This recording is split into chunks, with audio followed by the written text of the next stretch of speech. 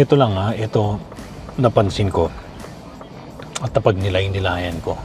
Any progress sa buhay natin, any positive progress ay nanggagaling lahat sa isang hugot, sa isang difficulty, sa isang sugat, no? Anything that we experience in life pagdating sa progreso and advancement ng ating sitwasyon, lahat yun talaga, pag hinimay-himay mo at pag talagang inanalyze mo, meron laging pinanggagalingan na hugot. And a few days ago, napanaginipan ko, it was weird, na parang bumalik ako sa dati kong trabaho. It was crazy because it was as if nag-time travel ako and I was exactly where I was more than a decade ago. Dun sa opisina na pinagtatrabahuan ko as a graphic designer, and I was just there. In my corner, I remember my desk, and yung mga katrabaho ko nandun din yung aking employer, and that feeling, that familiar feeling of being there, it was crazy, it was surreal, dahil alam ko dun sa aking panaginip na tinatanong ko yung sarili ko, anong ginagawa ko dito? Hindi na ako nagtatrabaho dito. And when I woke up, I started thinking about it, and there was that feeling of relief nung nagising ako na, panaginip lang pala.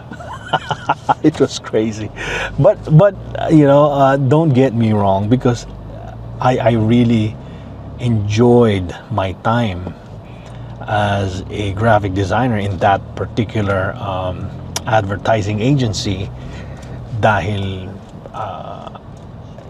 bata pa ako, talagang passion ko na yung graphics, drawings, cartoons, and all of these things that actually brought me in becoming a graphic designer and animator and illustrator. So talagang I was enjoying what I was doing, but deep inside my heart, nagkakaroon na ako nun ng after working there for almost a decade, nagkakaroon na ako ng, alam mo yun, ng feeling of, is this it? Is this my life? Can I be more? I was starting to ask myself those fundamental questions, where I want to be. Do I see myself growing old? Yung umabot ako ng 65, na nandun pa rin ako sa sitwasyon na, nandun pa rin ako sa trabaho na yun. And deep inside, I was saying, no, I want more. I want more than just, this. Now, again, walang masama dun sa sitwasyon na yun. Walang masama na manatili ako dun if I wanted to. But as I was, getting into personal development and all of that, nagkakaroon ako ng hunger and thirst for significance. It's not, I wasn't just looking for success. I was looking for significance. I wanted to use yung aking talento, yung aking galing, yung aking panahon, into something that mattered to me personally. Because regardless of having worked for yung mga malalaking kliyente na talagang just huge companies, but it wasn't giving me that fulfillment anymore. Na merong something inside na hinahanap ko that I wanted to do in order to to make something out of my time na makabuluhan. Yun yung hinahanap ko sa aking puso, And staying there wasn't giving me that.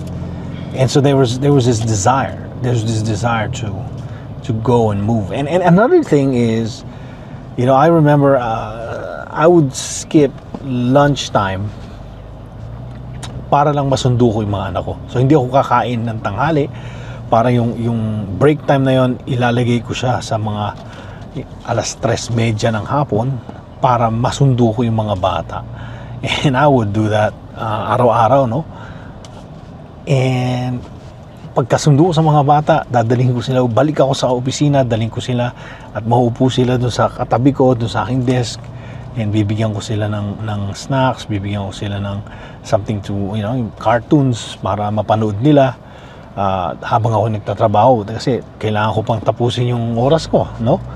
And I would look at them and I would feel a little bit bad, no? Na andun sila na katabi ko lang, although syempre masaya ako nakasama ko sila, but hindi yun yung ideal situation. So inside meron akong parang this is not right, no? I wanted to be completely free of deciding whenever ako aalis, na hindi ko kailangan magpaalam kahit kanino, na I am my own boss. You know, I can decide kailangan kong pumunta dito, sunduin ko yung mga bata, go lang, no? Wala akong kailangang i-message or email na pwede ba akong umalis saglit, no? Hindi. I could decide it because I have my own time and agenda in my hands, and that was something that was important for me personally. Now again, may mga tao na hindi importante yan sa kanila, no? Meron akong kaibigan na sinasabi niya, you know, I've been working in this institution for, you know, a long time, and it works for me. I don't want to change it, and it's great, it's wonderful. Hindi lahat ng tao kailangan maging entrepreneur, hindi lahat ng tao kailangan maging negosyante. Hindi yun, no? But for me personally, napaka-importante nun. So isa yan sa dahilan kung bakit ako nag-push para maging entrepreneur and to become my own boss.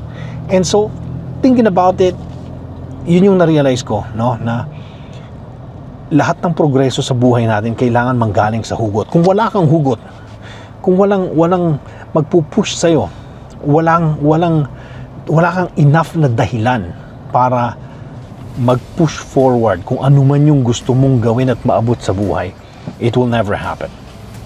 It will never happen. Kailangan malalim yung hugot mo. Hindi pwede yung it would be nice. Hindi ganon. Hindi pwedeng ganon. It doesn't work. Kailangan maging malalim yung sugat, yung hugot mo para ibigay mo lahat so that you can reach that level. And that really pushed me, that experience. And you know, even that experience of dreaming about it, na balik ako doon, it gave me yung pakiramdam na, oh no, ayoko na nito no?